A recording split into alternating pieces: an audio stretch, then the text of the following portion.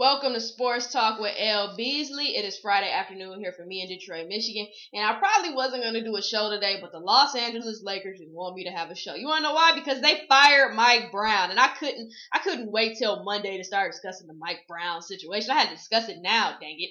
And my goodness, I repeat, the Los Angeles Lakers have fired Mike Brown after a 1-4 start. And pretty much what sources are saying from ESPN.com, pretty much they're saying that the Lakers were using its upcoming 6-game homestand to evaluate Mike Brown. But after numerous discussions over the past 48 hours, Lakers management came to the unanimous decision that the team clearly wasn't heading in the right direction and it was best to fire him now. Now, that being said, am I surprised that he was fired? Yes, I'm not surprised he was fired. I'm surprised he was fired this early. I expected him to be fired at some point, unless this Laker team just got going. But I'm a little surprised. Like I said on my show yesterday, I'm not gonna go crazy after a 1-4 start.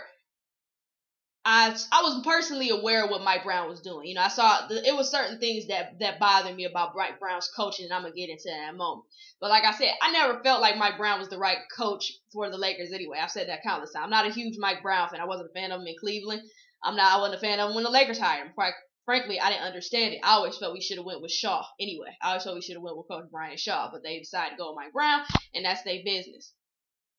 I wasn't expecting them to fire this fast. I figured they would, like I said, at least go to the end of November to see if things got better, wait till Nash comes back, all those different things. But I guess they felt, they didn't want to wait. Like I said, at the end of the day, I'm sorry to, I never like to see a coach fired. Never. I mean, that's somebody's job. I never like to see a coach fired. But, like I said, I never felt like he was the right man for the job anyway. And now it's time to start looking towards who's going to be the new coach for the Lakers. Now, as of right now, the interim head coach will be, sorry guys, I'm coming down with a little something. As for right now, at least from what sources are saying, Bernie Bickerstaff will be the Los Angeles interim coach. I know officially tonight he will be the interim head coach against the Golden State Warriors. Some sources have been saying he will be the interim coach until they bring in a new coach, but it hasn't officially been reported, but I know at least tonight he is supposed to be the interim head coach. Again, that's Bernie Bickerstaff. He will be the interim head coach for the Los Angeles Lakers tonight and possibly until they get a new replacement. So now the drama starts as far as who the Lakers are going to replace him with. And of course, obviously your true Laker fans or Laker fans who just people who love Phil Jackson, obviously have been saying Phil Jackson would be huge. But let me say this before I get into the coaching situation. Everybody has been making a big deal about that Princeton offense. And I don't have a problem with people making a big deal about the offense. But my thoughts are this. That Princeton offense was not my issue with Mike Brown. That offense, period, was not my concern with the Lakers, period. It was the defense and the lack of intensity. And that's what bothered me about Mike Brown as a head coach. I could care less about that offense. Because like I said, if you really look at it, Lakers still didn't have a problem scoring. I mean, they had a problem making their free throws at times. But that's a totally different situation.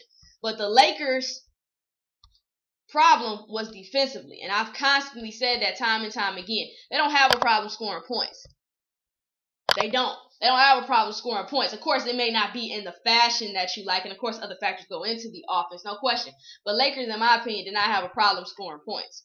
They had a problem defending teams, and that's ultimately why they had this 1-4 start. And coming from the fact that Mike Brown is a defensive-minded head coach, that's what always bothered me about Mike Brown. Like this guy, he's known for having that defensive mind strategy. I mean, he was known for that when he was on Cleveland.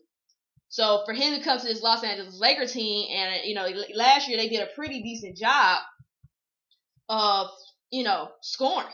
Of defending, and then to come in this year and just be horrible. They averaged 97 points per game. That's typical dang on near Lakers. Sometimes they're in the hundreds. They're 13th ranked in points per game. That wasn't a problem. However, they are 19th in points allowed. Keep that in mind.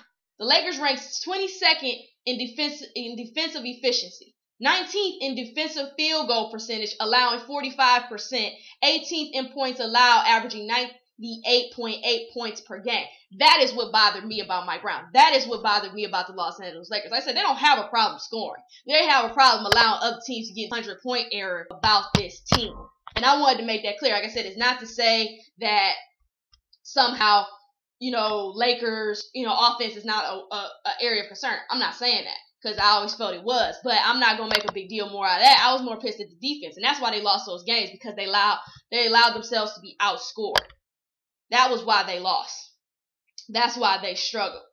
And like I said, if that's your reason for firing Mike Brown, so be it. I just don't want to hear it was about that Princeton offense, because like I said, clearly they didn't have a problem scoring with that offense. Of course, I think scoring would have been better if they allowed Steve Nash to play, his game. But keep in mind, these last four games, Steve Nash hasn't even been playing.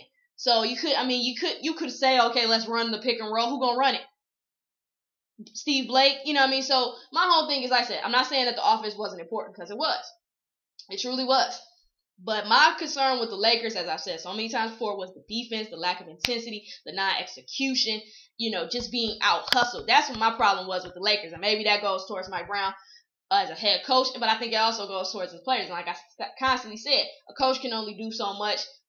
These are grown men. These are players being paid millions of dollars to dribble a ball and put it in the hoop and to play some defense. And if they don't want to do that, we need to start looking more at this Lakers team. I just wanted to make that, like I said, I have a problem with them firing after a 1-4 start, because I just felt like give them a little bit more time. You need to get Nash back. Let's see what happens. But I understand their point of view. This is the worst start we've ever had in our franchise history. We're not doing this. We're not continuing this. And like I said, I never felt Mike Brown was the right guy for the job. I'm just shocked that he got fired this fast. But moving on to just the side as far as the coaching. Mike D'Antoni has been mentioned as somebody the Lakers could possibly be interested in. But as of right now, I've heard that he's had knee replacement surgery, so he wouldn't be able to officially coach a team or come back to coaching anyway until December. If that's the option that they choose. And I like, Mike D'Antoni to a certain extent. And obviously anybody who knows about Mike D'Antoni knows that he has a great relationship, at least as far as we know, with Steve Nash. He also has a pretty good relationship with Kobe Bryant, Dwight Howard, back from when he coached Team USA, or not coach, but assistant coach of Team USA. So we know that.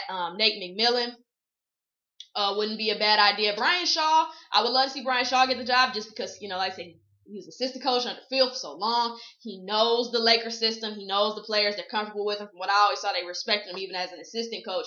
But I know Nate McMillan. Brian Shaw has not. He's basically said no comment, according to sources, when asked about the situation. I don't blame him, because his whole thing was, I tried to get the job, they didn't want to give it to me. Another person I wouldn't mind seeing is Jerry Sloan. Jerry Sloan to me is a great option for LA. The Stars respect him, and I think they'll thrive in a pick and roll offense under Sloan. The big question with Jerry Sloan is just, is he interested? So there's plenty of options for the Lakers. The question is, who's interested, who's not. I know Nate McMillan said he has not been contacted. He's not been contacted by the Los Angeles Lakers, but he is open to any coaching job. Like I said, Mike D'Antoni and them, Brian Shaw saying no comment. Mike D'Antoni, I haven't heard any statements from him yet, and Jerry Sloan, I haven't heard any statements from him yet. But my whole thing is, I want a coach who's, as a Kobe fan. Once again, I'm not a Laker fan. People have been saying that on Twitter, how you feel as a Laker fan. I'm not a Laker fan, I'm a Kobe fan. As far as the coaching situation, I think they need a coach first, ultimately, who's going to respect them. Who is going to respect the players, and the players are going to respect him. And obviously the last coach to really ultimately have that was Phil Jackson. Just speaking real quickly on Phil Jackson, weirder things have happened in the NBA. I don't know if I haven't heard any comments as far as for Phil Jackson that he's coming back, if he's considering. But like I said, everybody has their own view on who would be great for the job. Like I said, if you couldn't get Phil Jackson or Brian Shaw, which are the two guys, like I said, who grew up watching, Kobe, or not grew up, but, expanded their career with Kobe and the Lakers. Like I said, to me, the best options to consider at this point is Nate McMillan, Jerry Sloan, Mike D'Antoni. And some people have even said they wouldn't mind seeing, if you can believe it, Van Gundy. A couple people have said they wouldn't mind seeing Van Gundy for coach. Stan Van Gundy, for those who don't know which one I'm talking about, Stan Van Gundy. Some people said they wouldn't mind seeing Stan Van Gundy. But as far as just, like I said, when you're picking a coach from the Lakers, first of all, it has to be somebody who the players are going to respect. Mainly your stars, because those are the ones who make this team go.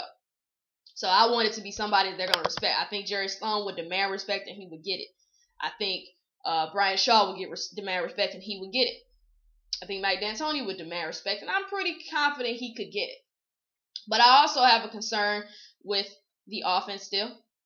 And like I said, obviously under people like Mike D'Antoni, Jerry Sloan, that's definitely not a question you really have to worry about. Yeah, obviously under, like I said, Jerry Sloan, Jerry Sloan, Mike D'Antoni, that's not a question of how this offense is going to run. Like I said, they've done it for years. Jerry Sloan did pick and roll with Darren Williams. Obviously, Mike D'Antoni did it for years with, Steve Nash in Phoenix. So we know that their offense is going to be fine. The question is, like I said, who's going to bring that defensive intensity, which is why some people have said they would love to see Stan Van Gundy get the job because they feel like Stan Van Gundy is going to bring that defensive side. Some people said the same thing about Nate McMillan.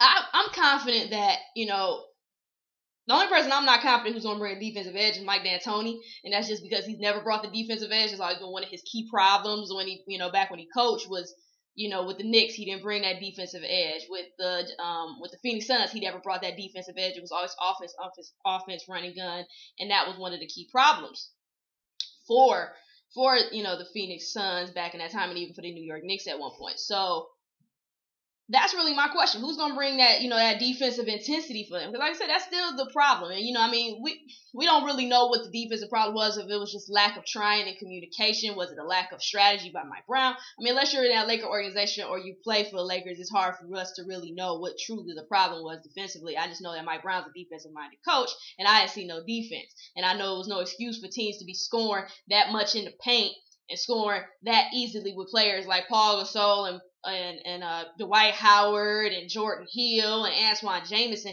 in the post, and there was no reason for players to easily penetrate with defenders like Ron Artest or Metta World Peace, Kobe Bryant. We all know he can play defense when he want to play defense, and other capable defenders on that team. Like I said, is that a lockdown defensive team? But still, Mike Brown is known for having good strategies for defenders. When he was in Cleveland, he didn't have no great defenders. He had a strategy. His best defender was Anthony Parker, but he had a strategy to make his team better defensively.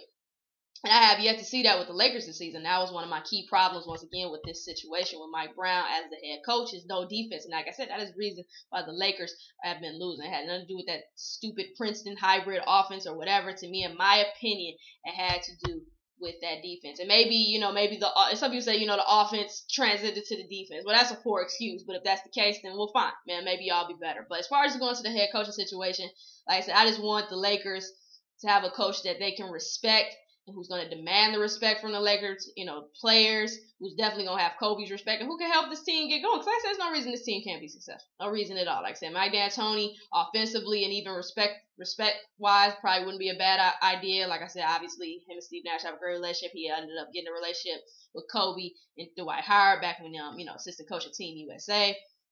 So he has a relationship with those guys, and obviously we know the offense will be run a similar way it was in Phoenix back when, Coach Steve Nash. Like I said, Jerry Sloan wouldn't be a bad idea either. Like I said, obviously somebody who ran the pick and roll back when he was in Utah with Darren Williams, somebody who demands respect, old school coach. I think Kobe will respect him. I think Dwight Howard will respect him and whatnot. I think Steve Nash will respect him. Nate McMillan, not a bad guy either, like I said, but ultimately, I wouldn't mind seeing Brian Shaw get the job just because I always feel like he deserved it anyway over Mike Brown. Like I said, I know he's been saying no comment, so we don't really know where his head is at, but I wouldn't mind seeing him get the job either. And then finally, Phil Jackson, like I said, where things have happened in the NBA, where things have happened in the NBA with this team. So if that's the case as well, definitely wouldn't mind seeing that as well, just seeing that team do their thing in that way either. So, time is going to tell. Like I said, for right now, Bernie Bickerstaff will, like I said, be the interim head coach for the Los Angeles Lakers tonight, and possibly until they get a new coach. We'll see what happens. But those are my thoughts on the whole Mike Brown situation, the whole firing, the new coach, the Lakers problems and whatnot, and we'll see what happens. So anyway, I hope you enjoyed today's segment. Be sure to let me know what you thought, if you agree, if you disagree, your thoughts on the whole thing. Be sure to let me know. Once again, if you have a topic you want me to discuss, whether it be a player, a coach, a team, be sure to let me know. I'm always happy to honor my fan requests, as far as topics go. If you want me to be a guest on your show or you want to be a guest on my show, be sure to let me know. All my contact information is on the credits at the end, so let me know that for sure. Go check out MoneyballSportswear.com. They're a huge supporter of me, Lauren Beasley, and on my show, Sports Talk with L-Beasley. So go check them out. You're going to love their clothes. MoneyballSportswear.com. The only way to ball is Moneyball. Once again, thank you for tuning in. I appreciate the fan support and love. Just keep it coming. And I will talk to you guys or see you guys Monday. Unless something else big go down over the weekend and I got to do a show over. But it's more likely to see me Monday. So good luck, Lakers. Oh, boy. See you guys Monday.